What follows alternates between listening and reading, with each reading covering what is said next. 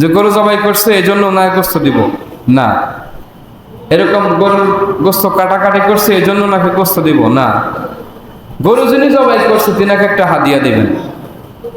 হাদিয়া না, এটা তিনাকে পারিশ্রমিক, এটা আর হাদিয়া না। হাদিয়া আপনি দিলে দিলেন, না দিলে নাই, ইচ্ছা মতো দিলেন সেটা, কিন্তু পারিশ্রমিকটা অবশ্যই যেন তিনি সন্তুষ্ট থাকে। আমার কথা বুঝছেন কিনা? যিনি জবাই করছে তিনাকে সন্তুষ্ট রেখে হাদিয়া দিতে হবে। যিনি গরু কাটাকাটি করছে তিনাকে সন্তুষ্ট রেখে তার পারিশ্রমিক দিতে হবে। জবাইকারীকেও তার পারিশ্রমিক দিতে হবে, এটা হাদিয়া নয়। আপনার মতো একটা দিয়ে দিলেন, যে গরু কাটাকাটি করছে, ধর 200 টাকা দিলাম আর গোস্ত দিলাম না। তার একদিনের যে হাজিরা, একদিনের যে তার পারিশ্রমিক, বা যে সময় পর্যন্ত সে কাজ করেছে ওই সময় অন্যখানে কাজ করলে যে পরিমাণ সে পারিশ্রমিক পাইতো সেই পারিশ্রমিক তাকে দিতে হবে।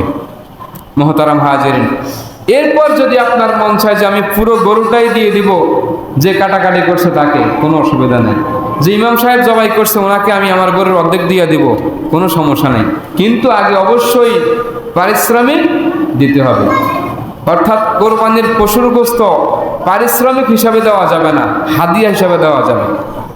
আর যিনি জবাই করে তিনাকে হাদিয়া নয়, পারিশ্রমিক দিতে হবে। যিনি কাটাকাটি করবে তিনাকে হাদিয়া নয়, তিনাকে পারিশ্রমিক দিতে হবে।